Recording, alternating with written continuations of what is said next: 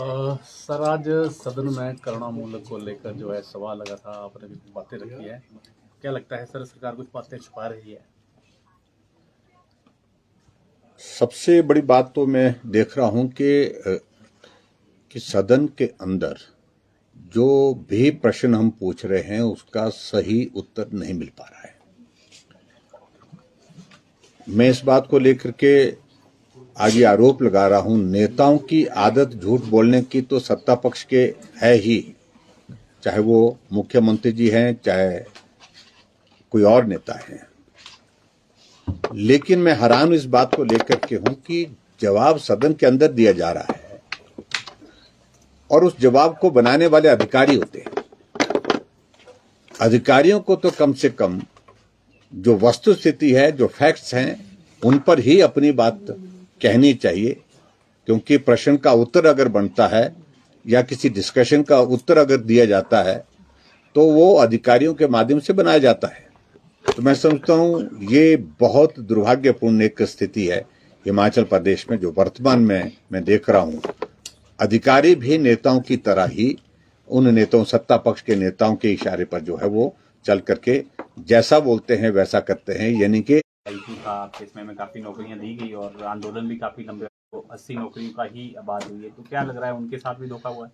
नहीं, देखिए, इस बात को लेकर के मैडम मैं साफ कह रहा हूं कि हिमाचल प्रदेश में करुणामूलक आधार पर अगर नौकरियां सबसे ज्यादा दी हैं, अंतिम सर्विंग डे भी अगर उसकी मृत्यु होती है तो भी उसके परिवार का कोई सदस्य जो है वो नौकरी के लिए पात्र होगा। ये किया उसके आयु सीमा के साथ साथ में उनकी जो पर्टिकुलरली जो आय सीमा उसमें भी हमने परिवर्तन किया और उस कारण से 6,000 में से लगभग 5,000 के करीब 4,500 से ज्यादा बेरोजगारों को हमने नौकरी दी, जो अभी तक का हाईएस्ट आंकड़ा है हिमाचल प्रदेश में करुणा मूलक आधार पर। लेकिन वर्तमान सरकार कह रहे हैं कि हमने 20 महीने में सिर्फ 180 नौजवानों को नौकरी दी गई। तो ये मैं समझता हूं कि बहुत खिलवाड़ है उन लोगों के साथ। ठीक है, उस वक्त भी वो अपने स्ट्राइक पर बैठे और मैंने उनको कहा था कि जब हम काम कर रहे हैं, आपके लिए मदद कर रहे हैं, तो ये स्ट्राइक नहीं करनी चाहिए। और उस वक्त ये सत्ता पक्ष के लोग जाकर के उनके वहां पर उस तंबू में जाकर के उनको उकसाते रहे। आज वही लोग हमको कह रहे हैं कि हमने गलत किया है, हमको उस तरह से नहीं करना चाहिए था जिस प्रकार से हमने पिछली सरकार में इन लोगों को कहने पर किया है। और आज वो पछता रहे हैं कि वर्तमान सरकार तो उनकी बातों को सुन ही नहीं रही है, उनकी बातों को मान ही नहीं रही है। और आज जिस प्रकार से मुख्यमंत्री जी ने कहा कि हमने कमेटी कॉन्स्टिट्यूट की है और कमेटी की रिपोर्ट आने के बाद हम कुछ 6 महीने के बाद, देखिए आज तक के इतिहास में हिमाचल प्रदेश में यही हुआ है कि जो टाइम फ्रेम या जो भी बातें कही हैं वो जो है वो सत्य साबित नहीं हुई है, ये हकीकत है। कर्मचारी सर आंदोलन कर रहे हैं, सचिवालय कर्मचारी आज से काले बिल्ले लगाकर अपना रोष जाहिर कर रहे हैं एरियर और डीए के मसले को लेकर। और बीते दिनों प्रदर्शन भी हुआ था, उसमें 10 लोगों को नोटिस जारी किए हैं सरकार ने। क्या लग रहा है, सरकार इस ओर ध्यान नहीं देती?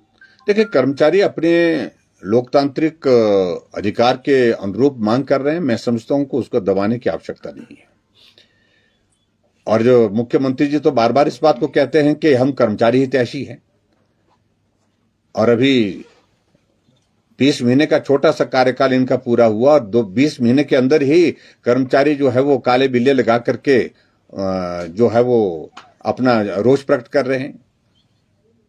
सचिवालय के कर्मचारी, वहां के जितने भी जो उनके यूनियन के जो पदाधिकारी हैं, वो सब लोग जो है वो मांग कर रहे हैं कि जो कर्मचारियों के जो जेन्युइन इश्यूज हैं उनको सुनने के लिए भी अब मुख्यमंत्री तैयार नहीं है। हमारी सरकार में समय पर सैलरी देते थे, समय पर डीए की किस्तें, समय पर जो है जो हमारे कर्मचारियों के जो मेडिकल रिम्बर्समेंट के इश्यूज थे, उन सारी चीजों का हमने इंतजाम किया था।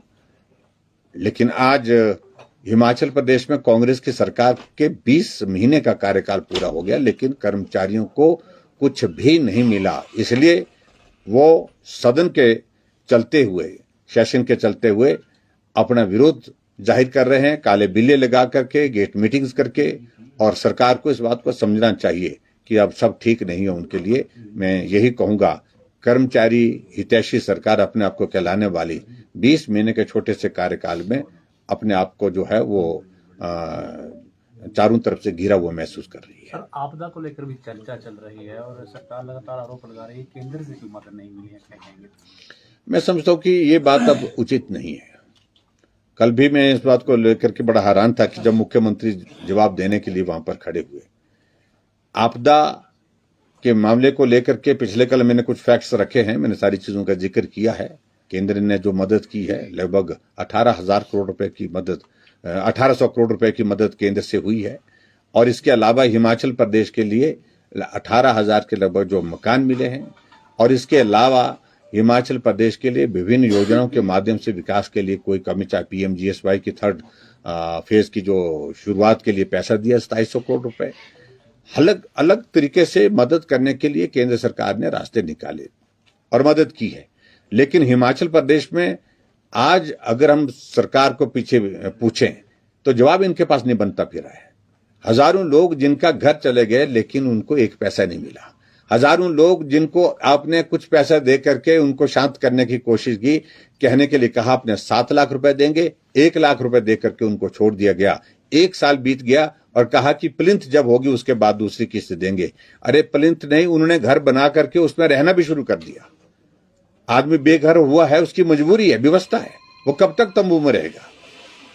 लेकिन उसके बावजूद भी घर बन जाने के बावजूद भी अभी तक जो है वो ये किस्त जो दूसरी किस्त जारी नहीं कर रहे हैं।